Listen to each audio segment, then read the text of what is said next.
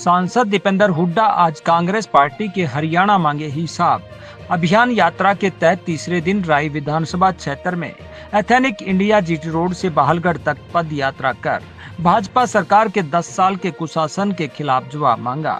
Ethnic India से चली यात्रा का जगह जगह पार्टी की टिकट के दावेदारों और कार्यकर्ताओं द्वारा स्वागत किया गया। दीपेंद्र हुड्डा को अपने क्षेत्र की समस्या बताई। पद यात्रा के दौरान दीपेंद्र हुड्डा के साथ सड़कों पर भारी हुजूम उमड़ पड़ा। वहीं भावी टिकटार्थियों द्वारा शक्ति प्रदर्शन करते हुए अपने द्वारा समाज हित में चलाए जा रहे कार्यों को भी दर्शाने का काम किया। बल्कि जय भगवान आंतिल ने तो इस दौरान दीपेंद्र हुड्डा के हाथों तीर्थ यात्रा के लिए जाने वाली बसों को हरी झंडी दिखवाई। इस दौरान जगत महान न्यूज ने कार्यकर्ताओं नेताओं से भविष्य की राजनीति और वर्तमान सूरत हाल पर बात की, जिसमें ज्यादातर नेताओं द्वारा यात्रा में जुटी भीड़ का जिक्र करते हुए अगली सरकार भूपेंद्र हुड्डा के नेतृत्व में बनने के दावे किए। देखो, इतनी गर्मी में, इतनी उमस में लोगों में उत्साह है। लोग जो है कांग्रेस पार्टी का राज देखना चाहते हैं स्टेट में, इसलिए भारी उत्साह देख रहे हैं आप। कैमरा फिरा के देखो कितने लोग, कितना यूथ जो है यहाँ पर है। ये लोग सिर्फ भूपेंद्र हुड्डा जी को इस प्रदेश का मुख्यमंत्री देखना चाहते हैं, इसलिए ये आए हुए हैं। भूपेंद्र हुड्डा जी की अच्छी रथ यात्रा चल रही है।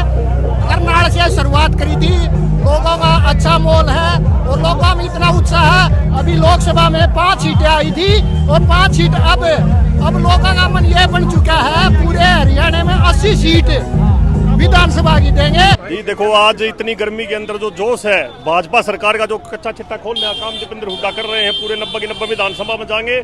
और आज इसी संदर्भ में आज राय विधानसभा से आगाज किया दीपेंद्र हुड्डा जी ने। बिल्कुल बिल्कुल बिल्कुल पूरा बदलाव राय हल्के में नहीं, पूरे हरियाणा के अंदर 70 से 80 सीटें आएंगी। दीपेंद्र जी के एमपी साहब के साथ मतलब यात्रा में बढ़ चढ़ के सभी ने भाग लिया है और सभी मतलब इस यात्रा का हिस्सा बनना चाहते हैं। देखो, ये बदलाव की बयार नहीं, बदलाव की लहर है और जनता मांगे हिसाब।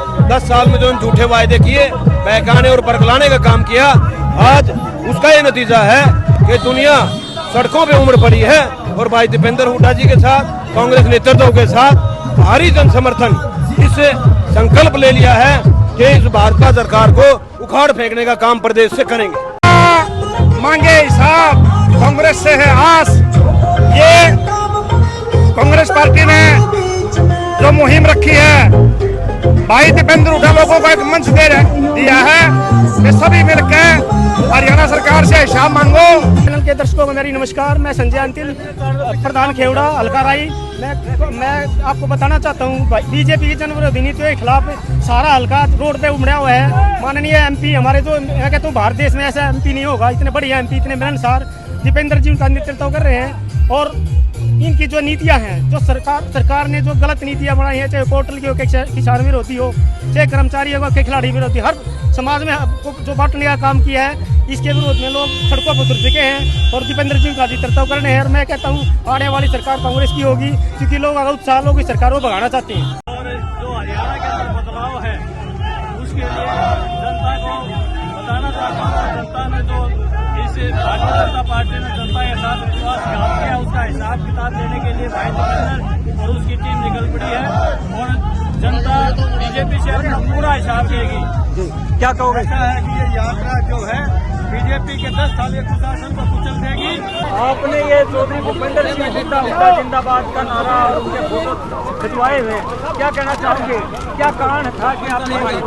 मैं ये कहना चाहता हूँ, इनसे बढ़िया नेता इस हरियाणा में नहीं है और आगे आने वाली सरकार भूपेंद्र हुड्डा की है और भूपेंद्र हुड्डा के नेतृत्व में सरकार बनने जा रही है। भाई के दिल में भी भीतर हनुमान की तरह भी तरह पाओगा। हमारे जननायक जी लेके चले हैं लोगों को। 36 बिरादरी के लोग देखो हजारों संख्या में पीछे आने लग रहे हैं। राई हल्के के ये सारे व्यक्ति हैं और ये संदेश देना चाहते हैं, बदलाव का दौर है। अक्टूबर 2024 में भूपेंद्र सिंह हुड्डा मुख्यमंत्री होंगे, राजभवन चंडीगढ़ से शपथ लेंगे मुख्यमंत्री में। मैं उनका सभी का धन्यवाद करता हूँ। आज इस गर्मी में शामिल होकर जो दीपेंद्र सिंह हुड्डा ने बता दिया है, मैं राय हल्का आपके साथ 100% खड़ा है। देखिए, हमारे लोकप्रिय सांसद दीपेंद्र हुड्डा जी ने यात्रा निकाली है राई हल्के में और हम एक मैनिफेस्टो में जो हमारे दिया गया उसका प्रचार कर रहे हैं। और हमारे देखो ये हरियाणा भाजपा से हरियाणा मांगे हिसाब, तो ये और अब की बार कांग्रेस की सरकार, तो इसी बारे में हम हर विधानसभा में जाएंगे और महिलाओं के साथ जो अन्याय हुआ है। वहीं 5 किलोमीटर की यात्रा के बहालगढ़ पहुंचने पर दीपेंद्र हुड्डा ने प्रेस वार्ता के दौरान कहा कि आज हमने हरियाणा मांगे हिसाब के तहत राई में यात्रा निकाली है, लोगों से मुलाकात कर उनकी समस्याओं को भी जाना। इस दौरान उन्होंने भाजपा सरकार से हिसाब मांगते हुए प्रदेश स्तरीय 15 मुद्दों को गिनाया और प्रदेश सरकार को कटघरे में खड़ा किया और कहा कि अपराध इतना बढ़ गया है कि मुरथल ढाबों के सामने पीसीआर खड़ी रहती है, गांव-गांव से अपराधी निकल रहे हैं। उन्होंने राई क्षेत्र में बढ़ते नशे पर भी सवाल उठाया। आज जो है हरियाणा मांगे हिसाब, इस कार्यक्रम को लेकर राई में हमने पदयात्रा करी है। राई विधानसभा क्षेत्र में लगभग 5 किलोमीटर की हमने पदयात्रा करी सभी साथियों ने मिलकर कि हरियाणा मांगे हिसाब। ये 15 प्रश्न है जो आपके साथ साझा करेंगे। प्रदेश स्तरीय प्रश्न है कि देश में सबसे ज़्यादा बेरोजगारी 10 साल के बाद हरियाणा में क्यों है, देश में सबसे ज़्यादा अपराध हरियाणा में 10 साल की इनकी सरकार के बाद क्यों है, देश में सबसे ज़्यादा महंगाई इनकी सरकार में 10 साल के बाद हरियाणा में क्यों है, हरियाणा में क्यों हज़ारों करोड़ों के घोटाले हुए, हरियाणा में क्यों portal ID, family ID, property ID के जंजाल में सभी हरियाणा नागरिकों को फंसाया गया, जबकि गुजरात जैसे प्रदेशों में आज तक कभी इस तरह की कोई प्रणाली बीजेपी ने लागू नहीं करी। तो इस तरह के हमारे हरियाणा में क्यों बेटियों बच्चों समेत हर वर्ग को न्याय के लिए सड़क पे आना पड़ा और हर वर्ग को लाठियाँ मिली इस सरकार से। तो ये हमारे 15 प्रश्न हैं। इन प्रश्नों को लेकर हम लोगों में जा रहे हैं। इसके साथ साथ राई क्षेत्र से भी हम संबंधित कुछ और सोनीपत से जुड़े हुए बातें हम उठाना चाहते हैं। आपको याद होगा कि राई को हम हुड्डा साहब की सरकार में, कांग्रेस पार्टी की सरकार में हमारी सोच थी कि यहाँ कांग्रेस पार्टी के माध्यम से एक एजुकेशन का केंद्र बने, एक शिक्षा का केंद्र बने, शिक्षा और खेल की तरफ हमारा नौजवान आगे जाए। राजीव गांधी एजुकेशन सिटी की स्थापना की गई थी। बाबा Saheb Bhimrao Ambedkar national law university की स्थापना यहाँ की गई। चौधरी छोटूराम यूनिवर्सिटी मुरथल में बनी, भगत फूल सिंह कानपुर में महिला यूनिवर्सिटी बनी। तो कहीं बड़े बड़े प्राइवेट यूनिवर्सिटीज़, चाहे SRM यूनिवर्सिटी हो, चाहे जिंदल यूनिवर्सिटी हो, उसको उस समय अशोका यूनिवर्सिटी हो, इन सारी यूनिवर्सिटीज़ को हम लेके आए उस समय सोनीपत में। एक और दूसरी तरफ राष्ट्रीय शिक्षा के संस्थान, चाहे वो निफ्टेम हो, चाहे वो IIIT हो, Indian institute of information technology. तो ये जो राष्ट्रीय शिक्षण संस्थान हैं, इन राष्ट्रीय शिक्षण संस्थानों को भी उस समय सोनीपत के अंदर और इस वहाँ राजीव गांधी एजुकेशन सिटी और इसके आसपास, ताकि शिक्षा का एक ऑल्टरनेट सेंटर हम दे दें दिल्ली यूनिवर्सिटी के अलावा देश के नौजवानों। शिक्षा की बात आप लोग, एक कोई कॉलेज, कोई यूनिवर्सिटी, कोई स्कूल तो छूट दूर की बात है, स्कूल बंद हो गए कई, मर्ज हो गए कई, राई हल्के में भी, लेकिन स्कूलों की तो दूर की बात है। यहाँ तक कि डाइट पे भी ताला लगा हुआ है, जो हमारे समय डाइट आपने देखा होगा। तो शिक्षा की तो ये स्थिति है। मगर दूसरी ओर आज हब यहाँ पर प्रदेश में जैसे हुआ, उसी तरीके से राई भी शिक्षा की तो पटरी से उतर गया, मगर पटरी पे चढ़ गया। तो अपराध आज आप मुरथल में देखो, हर ढाबे के आगे पुलिस की पहरे लगे हुए हैं, फिरौतियों का हर ढाबे के आगे पुलिस का पहरा लगा हुआ है। तो हर गांव से कोई ना कोई गैंगस्टर निकल रहा है। आज नशे में आपको याद होगा, एक वो शायद वो अशोका यूनिवर्सिटी का वीडियो था, या जो है आपको याद होगा अशोका का। तो अपना नशे में ऐसी स्थिति बन गई है हमारे पूरे इस क्षेत्र की।